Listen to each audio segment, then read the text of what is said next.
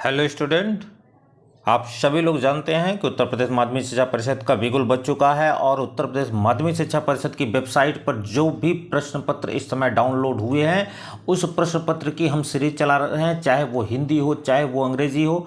तो आज इस सेशन में हम इंग्लिश के सेक्शन इंग्लिश क्लास 12 टॉपिक है लिटरेचर, जो सेक्शन डी का आपका सेक्शन है और ये बहुत ही इम्पोर्टेंट आपका टॉपिक है, क्योंकि हम आज यूपी बोर्ड की साइट पर जो मुहिम मॉडल पेपर दिया गया है उस मॉडल पेपर की चर्चा कर रहे हैं। तो जितने लोग भी आज की इस सेशन से जुड़ रहे हैं सभी लोगों का इंग्लिश बाय अतुल सर पर स्वागत है। इंग्लिश बाय अतुल सर के नाम से आपका एक टेलीग्राम ग्रुप भी है। उस टेलीग्राम ग्रुप को अभी तक अगर आपने ज्वाइन नहीं किया है तो तुरंत ज्वाइन कर लें, क्योंकि यह ग्रुप आपको स्टडी मटेरियल साथ में पीडीएफ नोट्स प्रोवाइड करता है।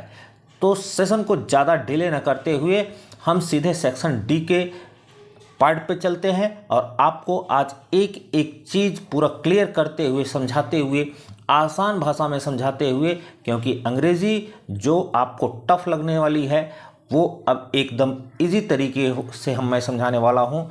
और आपको इसके बाद जितने भी आपको मॉडल पेपर या फिर वायरल प्रश्न पत्र जो भी दिए जा रहे हैं सबकी तैयारी आप शुरू सेशन को पूरा शुरू से अंत तक देखें। और निश्चित तौर पे मैं आपको एकदम विश्वास दिलाता हूं, इसके आगे उत्तर प्रदेश माध्यमिक शिक्षा परिषद आपसे कुछ भी नहीं पूछ सकता।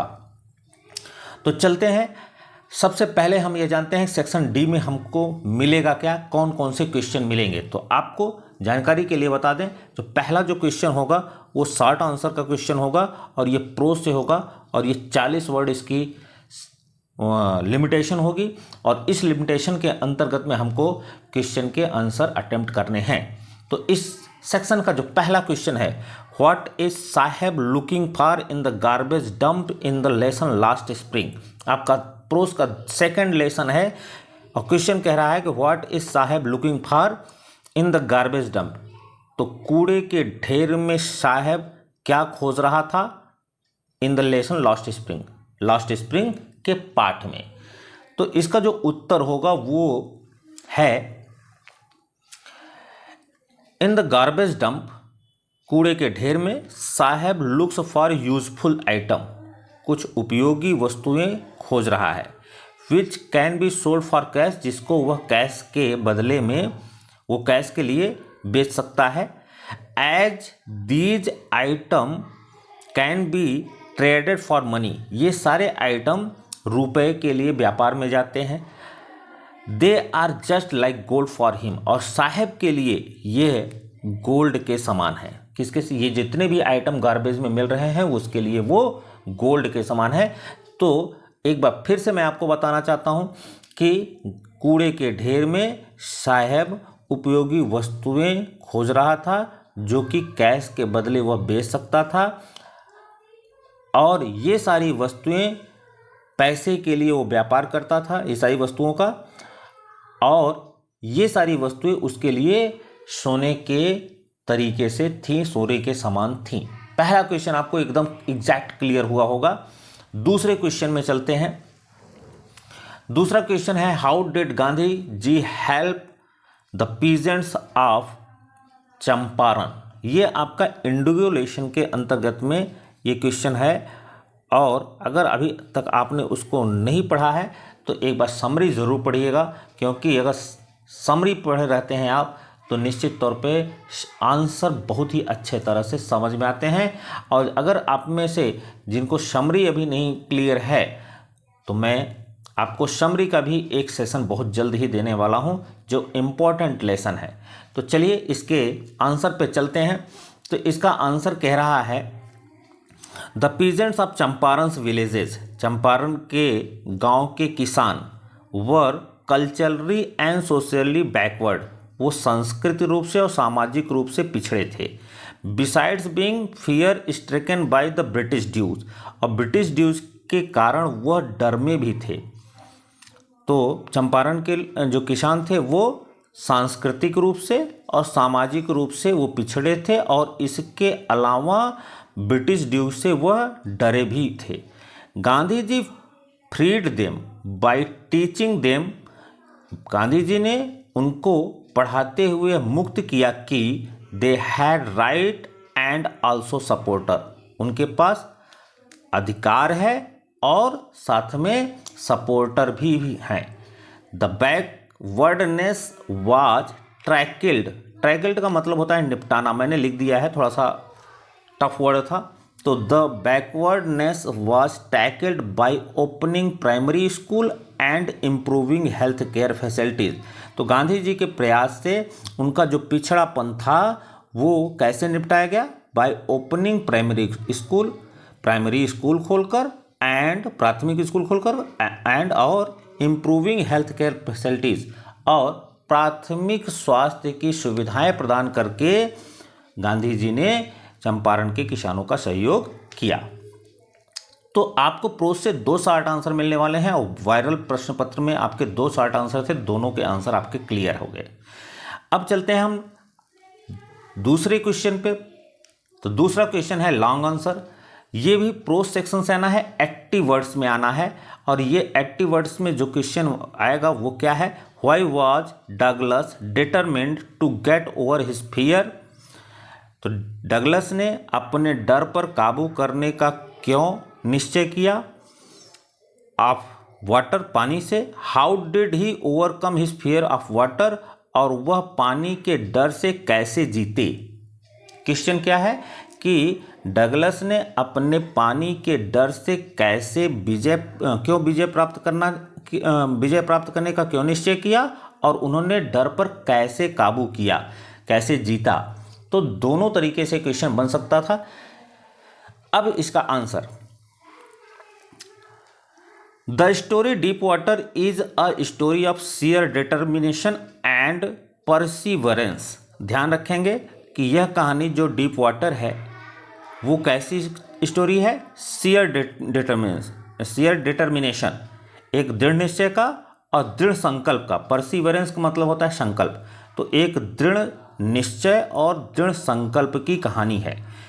It teaches us how in spite of all arts, यह कहानी हमें सिखाती है कि कैसे सारे बेकार की चीज़ें, सारे अवरोध के पश्चात, अवरोध के बावजूद, आवर पॉजिटिव एटीट्यूड, हमारा सकारात्मक दृष्टिकोण, एंड आवर करेज, और हमारा साहस, to fight can help us achieve success in life, कैसे संघर्ष कर सकता है और कैसे जीवन में हम सफलता प्राप्त कर सकते हैं। तो आगे, द नैरेटर्स फोबियाज ऑफ वाटर, जो कहानीकार है उसका फोबिया ऑफ वाटर, पानी का डर, ग्रिप्ड हिम, उसको जकड़ लिया था, for quite a long period of his life, लंबे अवधि तक, जीवन में उसके लंबे अवधि तक ये डर जकड़ लिया था। However, once he decides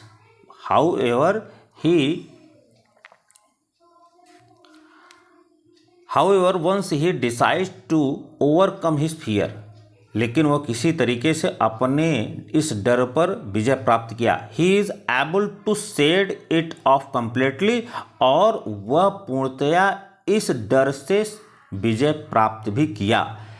तो लेखक ये कहना चाहता है कि उसने कैसे ये डर पर विजय प्राप्त किया। इसके आगे लेखक कह रहा है कि ही अडॉप्ट अ पॉजिटिव एटीट्यूड, उसने एक सकारात्मक दृष्टिकोण अपनाया, एंड डिटरमाइंस, और यह निश्चय किया, दैट कि he will fight his fear, वह अपने डर से लड़ेगा, नो मैटर व्हाट, क्या इसमें होगा उसको कोई भी मतलब इससे नहीं है, लेकिन वह अपने डर से लड़ेगा।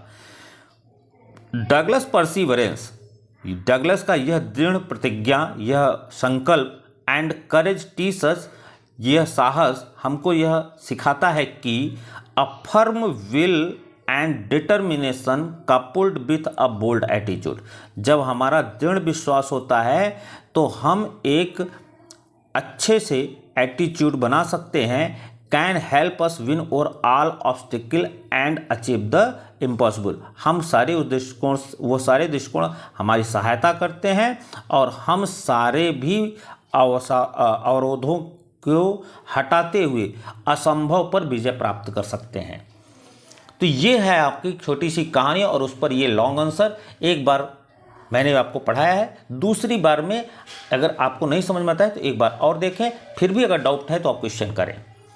तो दूसरा जो क्वेश्चन बनेगा वो सेक्शन डी से वो आपका लॉन्ग आंसर बनेगा। इसके बाद का जो क्वेश्चन बनेगा स्टैंजा फॉर कॉम्प्रहेंशन, ध्यान रखेंगे स्टैंजा फॉर कॉम्प्रहेंशन 3/2 अर्थात 3 क्वेश्चन स्टैंजा में आएंगे और ये 6 नंबर के आपका क्वेश्चन होगा। तो ये कौन सा स्टैंजा जो वायरल प्रश्न पत्र में है वो कौन है? Far, far from gusty waves, these children's faces like rootless weeds, the hair torn round their pallor, the tall girl with her weighed down head। तो गस्टी वेव का मतलब होता है beautiful sight of nature, beautiful sight of nature, प्रकृति के सुंदर दृश्य। From far दूर है। तो कवि कहना चाहता है कि ये जो बच्चे हैं, ये आपका स्टैंजा है एलिमेंट्री स्कूल इन स्लम। तो उसमें स्लम एरिया में गंदी बस्ती में जो मलिन बस्ती में जो स्कूल है वो उस स्कूल के बच्चों के जो चेहरे हैं उसके बारे में वह वर्णन हो रहा है। और कवि कह रहा है कि इन बच्चों के जो चेहरे हैं वो प्रकृति की सुंदर दृश्य से बहुत दूर हैं, प्रकृति की सुंदरता से बहुत दूर हैं।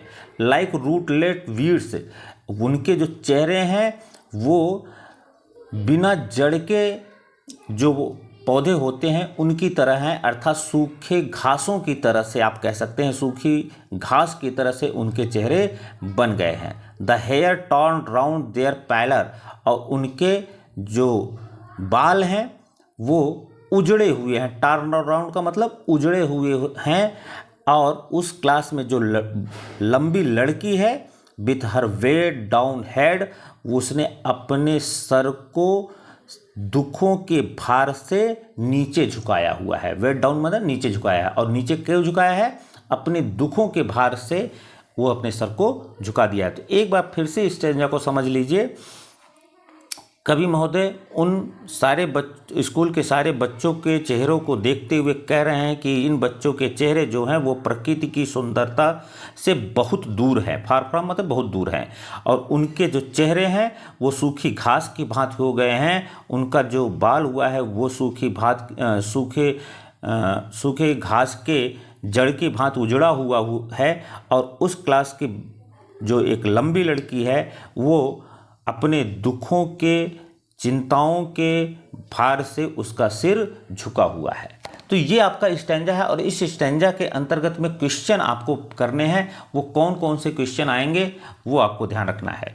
हु आर दीज चिल्ड्रेन, पहला क्वेश्चन बन रहा है कि ये बच्चे कौन हैं? तो these children are the poor children who live in the slum, ये बच्चे गरीब बच्चे हैं जो कि मलिन बस्ती में निवास करते हैं। दूसरा क्वेश्चन है what does the poet mean by gusty waves, gusty waves से कवि का क्या मतलब है? तो इसका उत्तर होगा by gusty waves the poet means the beautiful sight of nature. तो प्रकृति के सुंदर दृश्यों से गस्टी वेव का मतलब है।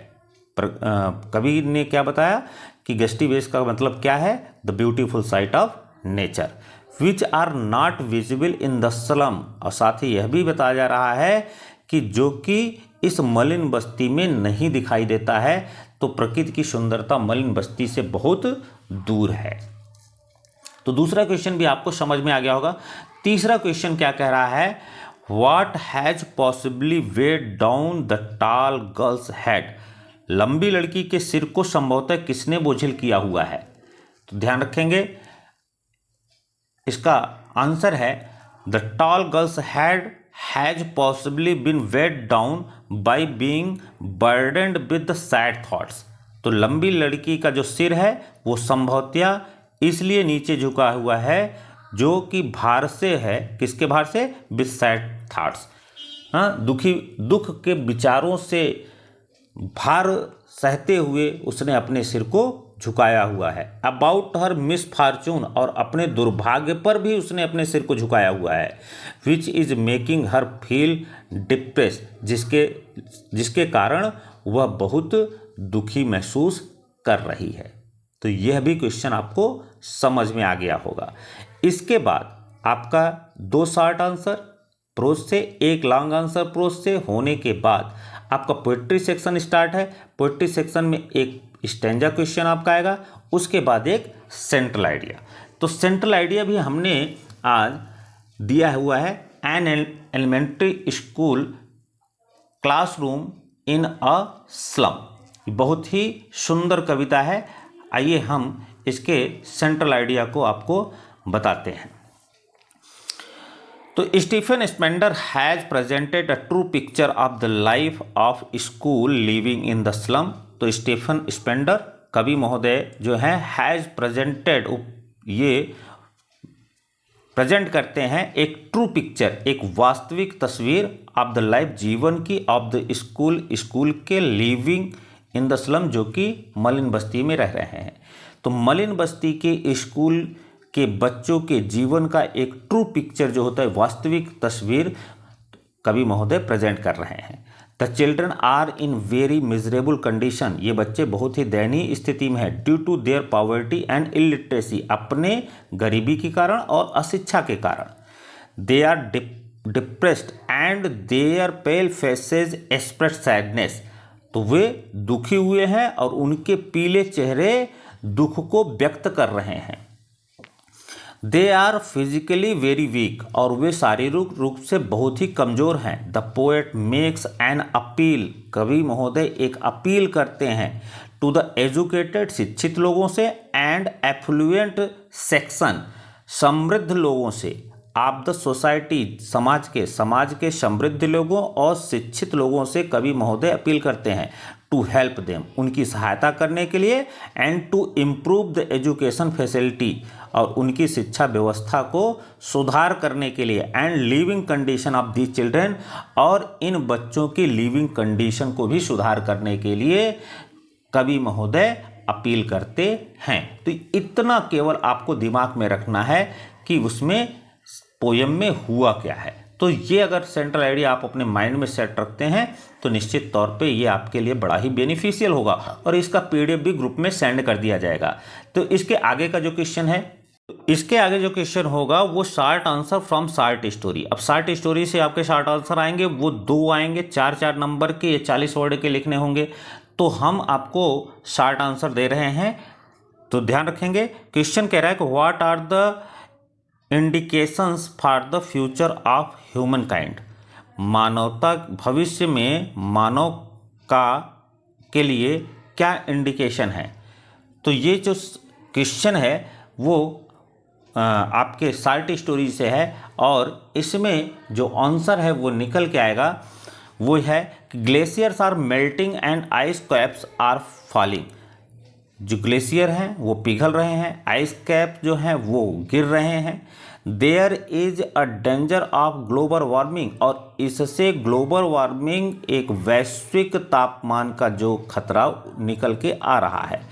इफ दैट हैपेंस, यदि ऐसा होता है, Mankind will be wiped out, पूरी मानवता समाप्त हो जाएगी। फ्रॉम ग्लोबल सिनेरियो, इस वैश्विक परिदृश्य से, ग्लोबल सिनेरियो वैश्विक परिदृश्य, तो वैश्विक परिदृश्य से पूरी मानवता समाप्त हो जाएगी। कब? जब ग्लेशियर पिघल रहे हैं, आइस कैप गिर रहे हैं, तो ये पूरी तरह से ग्लोबल वार्मिंग का एक सिम्टम पैदा हो रहा है, और इससे पूरी मानवता जाति वैश्विक सिनेरियो से, वैश्विक परिदृश्य से ये गायब हो जाएगी।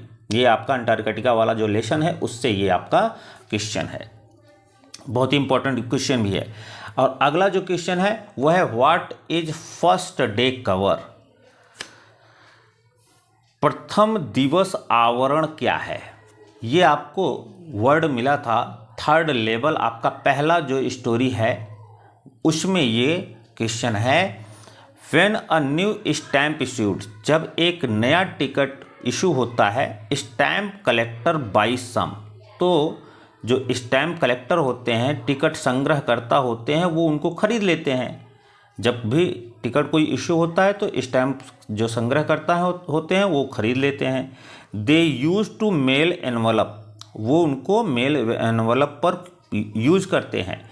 टू देमसेल्फ, स्वयं के लिए। और वे लोग जो स्टैम्प कलेक्टर होते हैं वो स्वयं के लिए मेल एनवलप के लिए वो यूज करते हैं। On the first day of the sale, बिक्री के प्रथम दिवस पर ही ये यूज करते हैं। The stamp of the post office, तो पोस्ट ऑफिस का ये जो टिकट होता है प्रूव्स द डेट, उस पर वह डेट सिद्ध करता है। That envelope is called a first day cover, और जब वह एनवलप पर पहला टिकट जो लगता है उस टिकट को ही हम क्या कहते हैं, फर्स्ट डे कवर कहते हैं। बहुत ही इंपॉर्टेंट क्वेश्चन है, वेरी वेरी इंपॉर्टेंट कैटेगरी में इसको लगा लीजिएगा। तो शॉर्ट आंसर आपके शॉर्ट स्टोरी से 2 आएंगे, उसके बाद एक लॉन्ग आंसर आएगा। तो लॉन्ग आंसर का भी हमने आपको दिया हुआ है, ये बहुत ही अच्छे तरीके से मैंने इसको समझाया है। आप इसको एक बार समझ लेंगे पूरी तरह से दिमाग में सेट हो जाएगा। क्वेश्चन है, draw a character sketch of the tiger king in your own words. Tiger king का करेक्टर स्केच करना है, चरित्र चित्रण लिखना है। तो ये लॉन्ग आंसर जो होगा वो 80 वर्ड में लिखना होगा और इसके जो मार्क होंगे वो 7 होंगे। तो चलिए चलते हैं इसके आंसर पर। तो इसका जो आंसर है वो कह रहा है कि crown prince Jung Bahadur was brought up by an English governess. ये क्राउन प्रिंस जो हैं, जो राजकुमार हैं, जंग बहादुर वाज ब्रॉट अप, उनको पाला गया है, बाय एन इंग्लिश गवर्नेस, एक अंग्रेज अधिकारी के द्वारा उनको पाला गया है। He was tutored in English, और उनको इंग्लिश में ही पढ़ाया गया है। बाय एन इंग्लिश मैन, एक अंग्रेज के द्वारा ही पढ़ाया गया, तो अंग्रेज के द्वारा उन्हें अंग्रेजी पढ़ाया गया। व्हेन ही ग्रू टू 20, जब वह 20 वर्ष के हुए, he took the reins in his hand, तब उनके हाथ में सत्ता भी आ गई। Within a span of 10 years, तो 10 वर्ष के इस काल में ही किल्ड 70 टाइगर्स, उन्होंने 70 बाघों को मार दिया। It was his master strategy, यह उनकी विशेष प्लानिंग थी, विशेष योजना के अनुसार। To marry a girl of a state, उन्होंने विशेष योजना के अनुसार एक राज्य की एक लड़की से विवाह भी किया। Which had a large tiger population, और इस लड़की के राज्य में बहुत सारे टाइगर्स थे, उनकी पॉपुलेशन टाइगर्स की ज़्यादा थी। So he was able to kill 99 tigers in all, तो he was able to kill 99 tigers in all, इसलिए जब वो विवाह करने के पश्चात उस राज्य के सहयोग से 99 बाघों को मारने में वह सफल हो गए। उसके बाद the chief astrologer predicted that, जो मुख्य भविष्यवक्ता था उसने भविष्यवाणी की थी कि his death would come from a tiger, राजा की मृत्यु एक बाघ के माध्यम से ही होगी। इट इज आयरोनिकल, यह उपहास के तरीके जैसा था, that the king met his death by a wooden tiger, कि राजा की मृत्यु एक लकड़ी के चीते से हो गई, लकड़ी के बाघ से हो गया। ये बड़ा ही आयरनिकल है, ये उपहास के तरीके से है। लेकिन एट लास्ट, लेकिन अंत में the 100 tiger took revenge upon him, लेकिन 100वें शेर ने उनसे अपना बदला ले लिया, रिवेंज ले लिया। One of the slivers pierced the Maharaja's right hand, one of the slivers, एक कीली पायर्स बेच गई the Maharaja's right hand, Maharaja के दाहिने हाथ को। शेर में लगे हुए जो कीलियां लगी हुई थी, उस कीलियों के में से कोई एक कीली राजा के दाहिने हाथ को भेद गई। Infection spread all over the arm, और इस इन्फेक्शन जो था वो पूरे बाह में फैल गया। एंड द किंग डाइड, और राजा मर गया। तो ये कैरेक्टर स्केच किसका था, टाइगर किंग का था।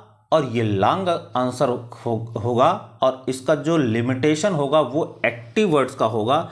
तो पूरा का पूरा सेक्शन डी आज के इस सेशन में कवर है। और ये जो क्वेश्चन सारे हैं ये उत्तर प्रदेश माध्यमिक शिक्षा परिषद के साइट पर जो वायरल प्रश्न पत्र है उसका क्वेश्चन आंसर है। तो जहाँ तक मैंने बहुत ही अच्छे तरीके से हिंदी के साथ में इसको समझाया है, फिर भी यदि आपको कहीं भी डाउट हो तो निश्चित तौर पे आप कमेंट के माध्यम से तुरंत हमको सूचित कर सकते हैं, प्रश्न पूछ सकते हैं, हमको व्हाट्सएप कर सकते हैं। तथा एक बात और कि यदि अभी तक आपने टेलीग्राम ग्रुप ज्वाइन नहीं किया है तो उसे तुरंत ज्वाइन करें और साथ ही साथ PDF, नोट्स, स्टडी मटेरियल का भी आनंद लें। धन्यवाद।